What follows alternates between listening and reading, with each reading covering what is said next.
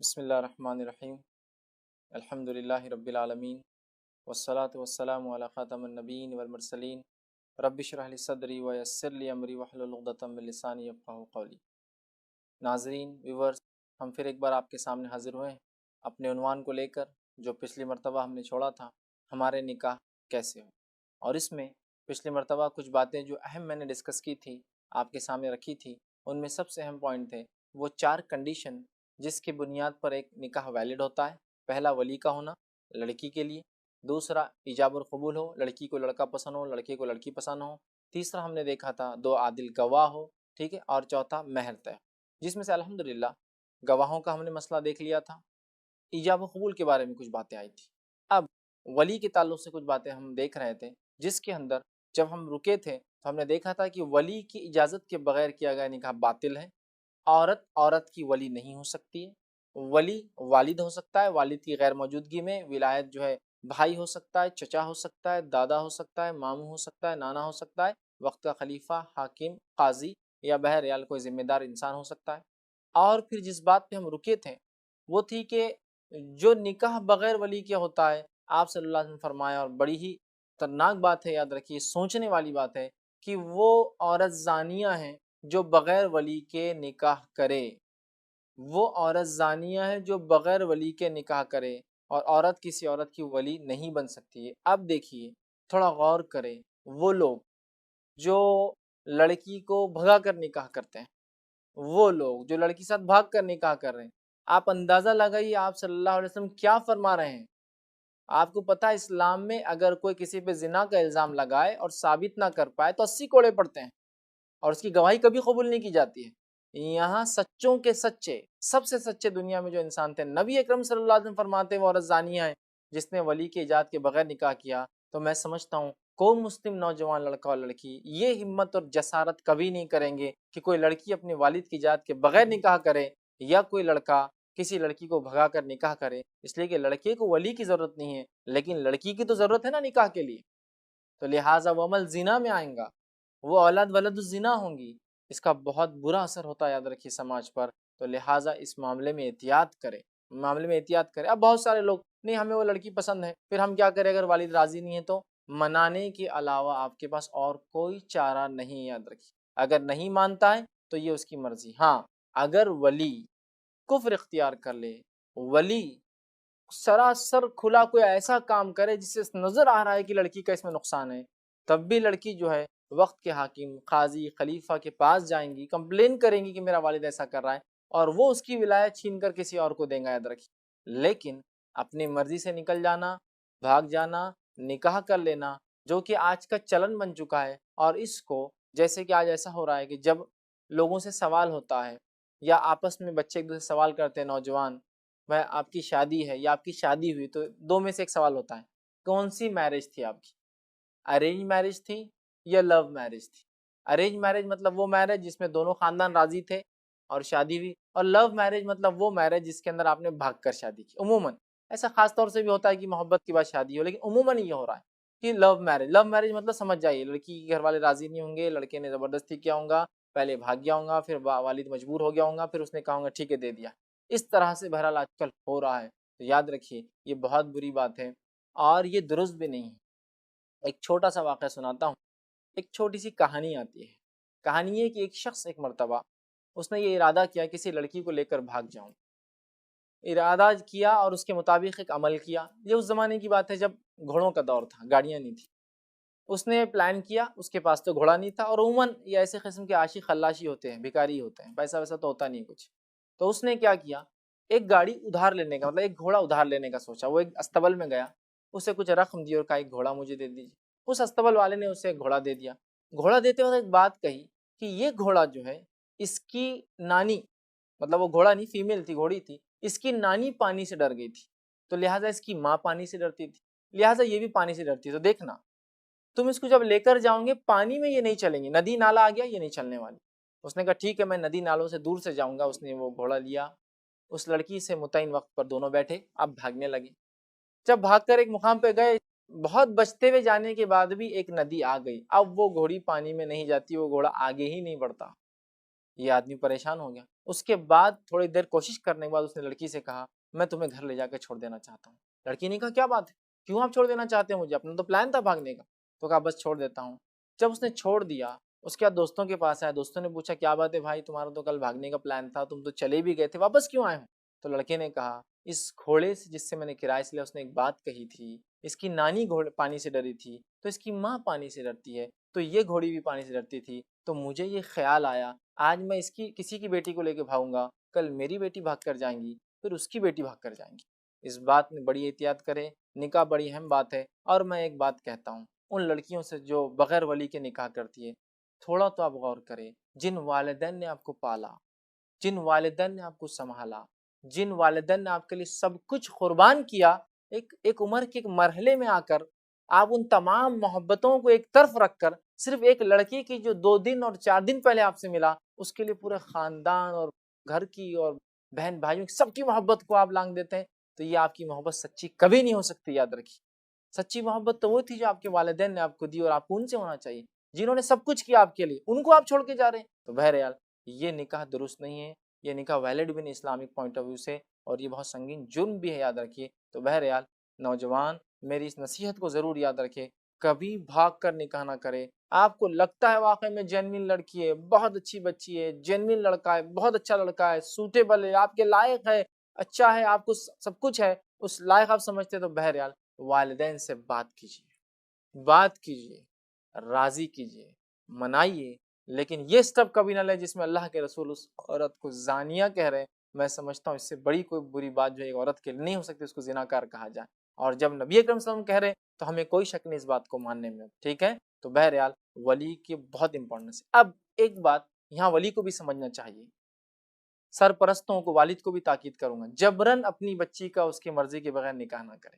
جیسا آپ کی مرضی بھی ضروری ہے ویسے شریعتاً اس کی مرضی بھی اتنی ہی ضروری ہے. اس کی تفصیلات چونکہ پہلے میں رکھ چکا ہوں اس لیے میں زیادہ تفصیلات میں نہیں جاؤں گا, لیکن سرپرستوں سے, والد سے, ذمہ دار اور ولی سے ضرور کہوں گا اپنی لڑکی کا جبرن نکاح نہ کرے. اب لڑکی راضی ہے کیسے پتہ چلیں گا؟ نبی اکرم صلی اللہ علیہ وسلم سے صحابہ نے سوال کیا, دریافت کیا کہ اللہ کے رسول ہم کیسے لڑکی سے پوچھے اس کی مرضی ہے نہیں ہے؟ چلیے اگر کوئی مطلقہ ہے, بیوہ عورت ہے, تو تھوڑا اس میں حیا کم ہوتی ہے, تو وہ تو بول دیں گی کہ مجھے ٹھیک ہے پسند, لیکن ایک کنواری لڑکی تو بولتی نہیں, شرماتی ہے. ہم کیسے پتہ کریں کہ لڑکی کو پسند ہے نہیں پسند ہے, تاکہ وہ قبول ہے تو پھر ہم آگے بڑھیں گے.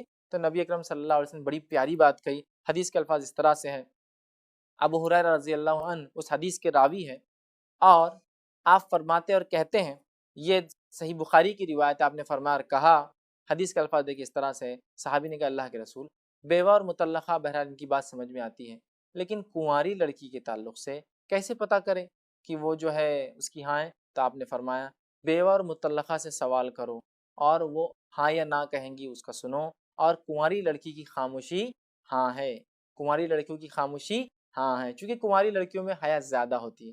لہٰذا اب میں لڑکیوں سے کہوں گا جن کے نکاح سے پوچھنے کے لیے والد خود آ رہا ہے اور پوچھ رہا بیٹا آپ کو پسند ہے کا, اور لڑکی تب تو کچھ نہیں کہہ رہی ہے, اور بعد میں کہتی ہے مجھے پسند نہیں تھا, ابا نے پوچھے اس لیے میں نے کچھ کہہ نہیں سکی. آپ کی خاموشی ہاں ہے, یاد رکھیں, کنواری لڑکی کی خاموشی ہاں اسلام میں, اور مطلقہ اور بیوہ کو کہنا پڑے گا ہاں یا نہ. تو لہٰذا اگر آپ کو لگتا ہے کہ آپ کو پسند نہیں ہے تو یا تو آپ کہہ دے والد مجھے یہ پسند نہیں ہے, یا دوسرا آپ یہ کہیے مجھے تھوڑا وقت دیجیے تاکہ میں اور سوچوں. اور ظاہر سی بات ہے آپ کے والد آپ کے لیے کوئی بری چیز تلاش نہیں کر سکتے, لیکن بہرحال آپ کو پورا اختیار ہے, آپ بات کریں یا کہے کہ والد تھوڑا انتظار کیجیے, میں انتظار کے بعد انشاءاللہ عزیز کچھ آپ کو جواب دیتی ہوں, لیکن ولی جبرن نکاح نہ کرے. اب آئیے, کسی ولی نے اگر جبرن زبردستی اپنی بیٹی کا نکاح, یا اس کی جو بھی ہے رشتہ دار, ولی جو کہ اگر چچا ہے تو بھتیجی کا نکاح, بھائی اگر ولی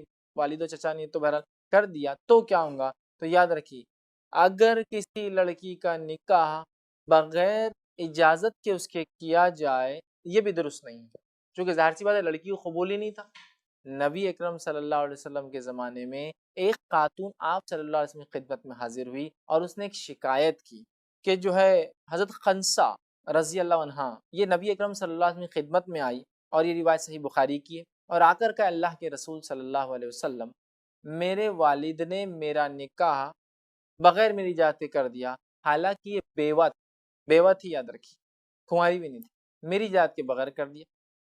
آپ صلی اللہ علیہ وسلم نے کہا اچھا کیا تمہارے والد نے تمہاری اجازت کے بغیر کیا کیا اور تمہیں پسند نہیں تھا لڑکا؟ تو انہوں نے کہا اے اللہ کے رسول نہیں۔ آپ نے کہا ٹھیک ہے پھر میں تمہارا نکاح توڑ دیتا ہوں، اور آپ نے ان کو الگ کر دیا اپنے شوہر سے۔ آپ دیکھ رہے ہیں کتنا اہم ہے اسلام میں۔ اب کوئی شخص یہ نہ کہے، اور وہ لوگ جو اسلام پر الزام لگاتے ہیں کہ اسلام میں عورتوں کے حق نہیں ہے، اسلام میں لڑکی بکری جیسی ہوتی ہے، کسی کے ساتھ بھی باندھ دو اس کو جانا پڑتا ہے، بالکل نہیں۔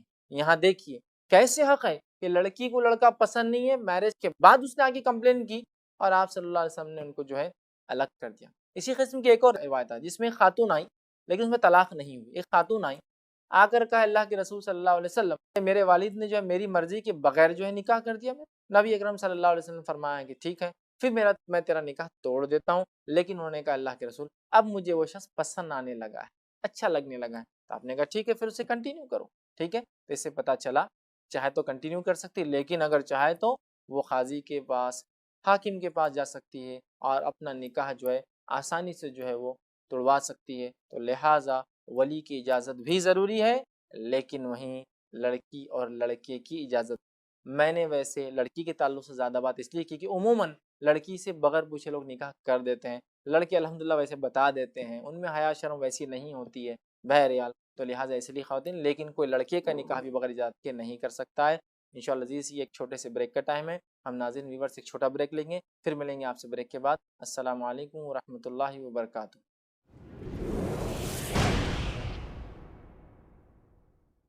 اب آئیے آگے ہم بڑھتے ہیں اور مہر کے تعلق سے کچھ باتیں دیکھتے ہیں۔ شادی کی چوتھی کنڈیشن ہے مہر طے ہو۔ مہر مطلب لڑکی سے جب انسان نکاح کرتا ہے مرد تو وہ کچھ اس کو دے، چیز کچھ لی جاتی ہے تو کچھ دیا جاتا ہے، ایک عام اصول ہے، کچھ لو تو کچھ دو۔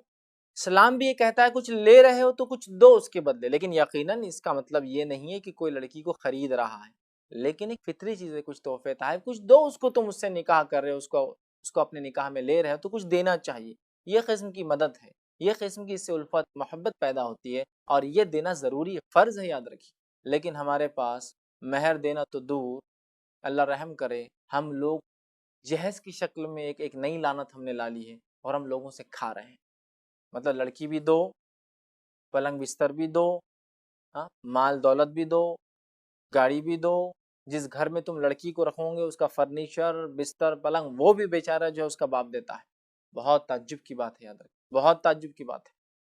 اور تعجب کی بات اور بھی زیادہ ہوتی ہے، اللہ رب العزت قرآن میں فرماتا ہے مرد کے تعلق سے الرجال قوامون علی النساء، مرد کو اللہ نے قوام بنایا ہے عورت کے مقابلے میں۔ قوام کا معنی یہ ہے کہ اس کو کمانے کی ایک ذمہ داری زیادہ دی اللہ نے۔ عورت کا کام کمانا نہیں ہے، اسلام میں کما سکتی حلال ہے، وہ ایک الگ مسئلہ ہے، لیکن ذمہ داری نہیں ہے۔ تو مرد کو کہا قوام ہے۔ اب جس کو قوام کہا وہ بیچارہ بھیکاری بن کر بیٹھا ہے، اس نے اپنا ہاتھ نیچے کر لیا، وہ مانگ رہا ہے۔ رسول اکرم صلی اللہ علیہ وسلم حدیث سے فرماتے ہیں ید العلیٰ خیر من ید السفلیٰ، اوپر والا ہاتھ نیچے والے ہاتھ سے خیر ہے۔ تو ہم نے مردوں نے اوپر والا ہاتھ چھوڑ کے نیچے والا ہاتھ کر دیا۔ آج کیا ہوتا ہے آپ دیکھیے، آج جب نکاح کے لیے ایک مرد جاتا ہے تو یہ مہر جو کہ فرض ہے دینا، وہ مہر چھوڑ کر اس کی بات تو ہوتی ہی نہیں ہے، کیا طے ہوتا ہے معلوم آپ کو؟ جہیز، دہیز، ڈاوری، جو بھی بول لیجیے آپ کی زبان میں، ہنڈا اور کیا کیا بولتے ہیں، گوڑا اور جوڑا اور گھوڑا اور پتہ نہیں کیا کیا ہر علاقے میں بولتے ہیں، وہ ہم باندھ رہے ہیں۔ اور حالت یہ ہے کہ مہر کب دیا جاتا ہے معلوم آپ کو؟ ایک مہر دیا جاتا ہے جب طلاق ہوتی ہے، دوسرا مہر معاف کروایا جاتا ہے جب شوہر مر جاتا ہے، جبکہ یہ نکاح سے پہلے دینا ہے۔ پہلے تو دور ہے، یہ بعد میں تو طلاق کے وقت دیا جا رہا ہے۔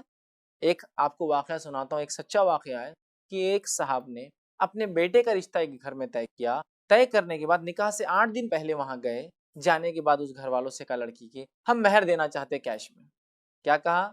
ہم مہر دینا چاہتے کیش میں۔ لڑکی کا والد زارو خطر رونے لگا۔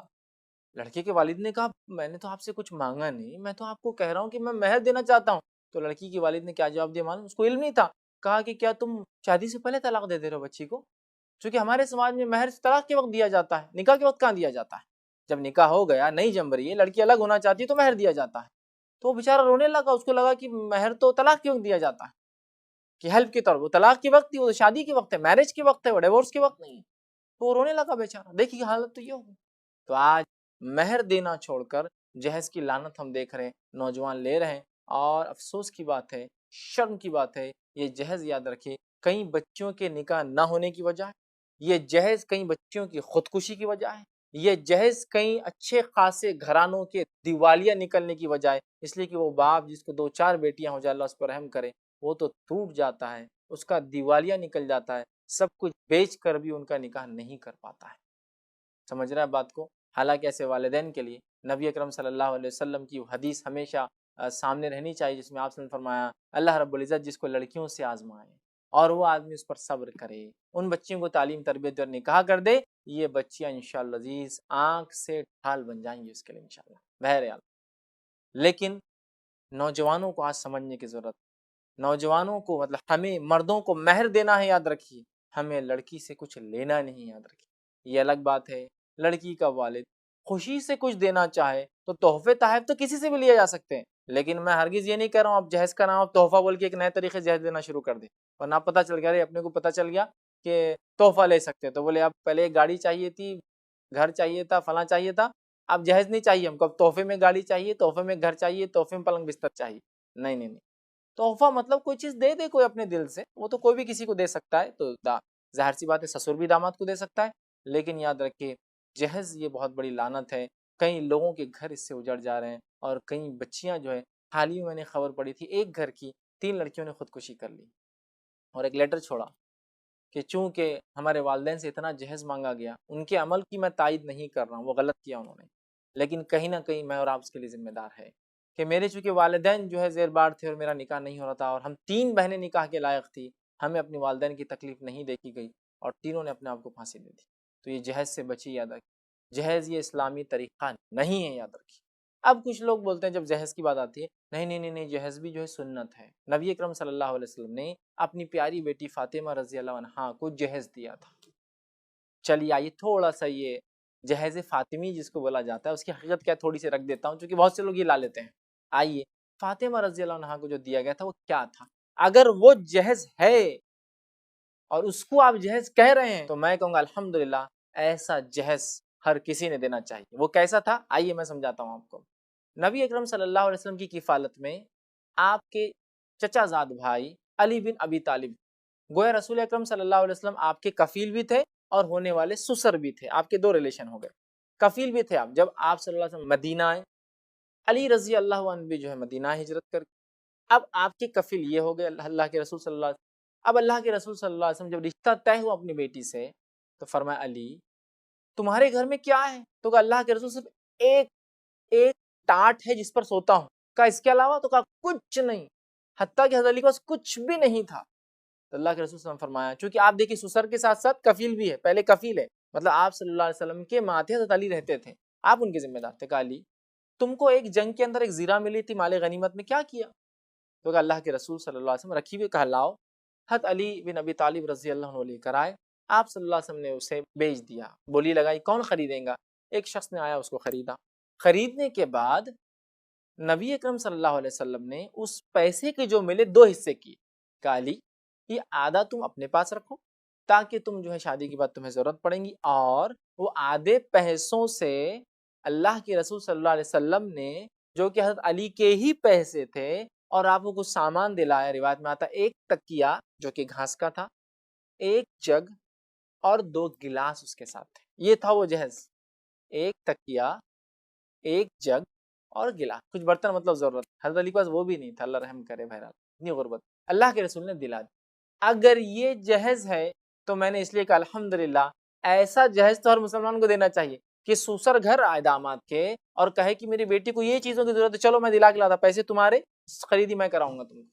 اگر یہ جہیز ہے تو یہ جہیز تو سب دے، میں کہوں گا ریکمینڈڈ جہیز ہے یہ، کہ لڑکے کے پاس سسر آئے آ کر کہے میری بیٹی کو یہ چیزیں پسند ہے، ذرا ساتھ چلیے، ڈیبٹ کارڈ نکالیے، سوائپ کرتا ہوں، ذرا چیزیں خریدیے اور میری بچی کے لیے اس کے روم میں لے آ کے رکھیے، اگر یہ جہیز ہے تو میں تو کہوں گا بالکل افضل جہیز ہے، یس گو فار اٹ، جانا چاہیے جہیز کے لیے۔ لیکن یاد رکھیے یہ وہ جہیز نہیں جو آج ہم کر رہے ہیں لڑکی سے لے رہے ہیں، یہ وہ جہیز تھا جو لڑکے نے دیا تھا لڑکی کو شادی سے پہلے، کہ میرے گھر میں آ رہی ہے ایک میری جو بیوی بن کر ایک لڑکی، اس کی سہولت کے لیے کچھ چیزیں ہو، اور سسر چونکہ ذمہ دار تھے، اللہ کے رسول آپ کے بھائی بھی ہے اور سسر بھی تھے، تو آپ نے جو ہے اور کفیل بھی تھے، آپ نے ان کو دلوایا۔ بہرحال تو یاد رکھیے بہت سارے لوگ جو ہے اس کو ثابت کرتے ہیں کہ سنت ہے، یہ فلاں، کوئی جو ہے سنت نہیں، یاد رکھیے۔ اچھا اگر مان بھی لیا جانی اللہ کے رسول فاطمہ کو دلایا ہے یہ، تو میرا ایک سوال ہے، آپ صلی اللہ علیہ وسلم کیا ایک ہی بیٹی تھی؟ بتائیے باقی 3 کو آپ نے کیا دیا جیسے؟ کچھ بھی نہیں ملیں گا آپ کو۔ بہرحال اس چیز کو سمجھنے کی ضرورت ہے۔ لوگوں کو دیکھا گیا ہے جب اپنا مفاد ہوتا ہے نا، اپنا فائدہ ہوتا ہے نا، تو برابر شریعت کے حوالے لا لیتے ہیں کہ نہیں آپ نے خود دیا، لیکن باقی دیگر اعمال میں کیا یہ باتیں سامنے آ رہی ہے؟ آج نظر نہیں آتا ایسی بات۔ اب آئیے، کوئی انسان اگر مہر نہ دینے کی نیت سے نکاح کرے تو کیا ہوگا؟ میں آپ کے سامنے رکھتا ہوں۔ نبی اکرم صلی اللہ علیہ وسلم فرماتے ہیں، مسند احمد کی روایت ہے، آپ صلی اللہ علیہ وسلم فرمایا اور کہا، جو شخص کسی سے نکاح کرے اور اس کا مہر دینے کا ارادہ نہ ہو، کوئی شخص کسی سے نکاح کرے اور اس کا مہر دینے کا ارادہ نہ ہو، غور سے سنیے آپ نے کیا فرمایا، اس نے زنا کیا۔ کسی شخص نے نکاح کیا، مہر دینے کا ارادہ نہ ہو، اس کا وہ عمل جو نکاح ہے، جو آدھا دین ہو سکتا تھا، وہ عمل زنا میں تبدیل ہو جاتا ہے۔ دیکھیے صرف نیت کا فرق کیا کر رہا ہے، مہر کیا اثر کر سکتا ہے۔ تو لہٰذا اگر بغیر نیت کے آپ نے مہر کی شادی کر لی، کس کو دینا ہے؟ مان لو 1 لاکھ 2 لاکھ 2.5 لاکھ 3 لاکھ، کیا دینا ہے؟ 51 لاکھ 51 ہزار کس کو دینا ہے؟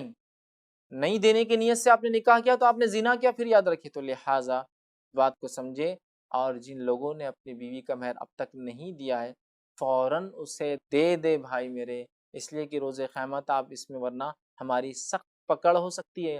اس لیے کہ مہر وہ چیز ہے جس کے بنیاد پر ہم ان عورتوں کی شرمگاہ اپنے اوپر حلال کرتے ہیں، یاد رکھیے۔ لہٰذا یہ مہر کا سلسلہ انشاءاللہ عزیز جاری رہیں گا، لیکن وقت کی کمی سے ہم انشاءاللہ عزیز سے اب یہیں ختم کرتے ہیں۔ اگلے کڑی میں انشاءاللہ عزیز جب ہم ملیں گے تو مہر کی کچھ تفصیلات جو کنڈیشن ابھی باقی ہے وہ رکھوں گا، اور آنے والی اور کچھ اہم باتیں مہر اور دیگر اور باتیں جو لڑکی کو دیکھنے کے تعلق سے، لڑکے کے پسند کے تعلق سے، وہ بھی رکھنے کی کوشش کروں گا انشاءاللہ عزیز۔ پھر آپ سے ہماری ملاقات ہوں گی، تب تک کے لیے جو ہے السلام علیکم ورحمۃ اللہ وبرکاتہ۔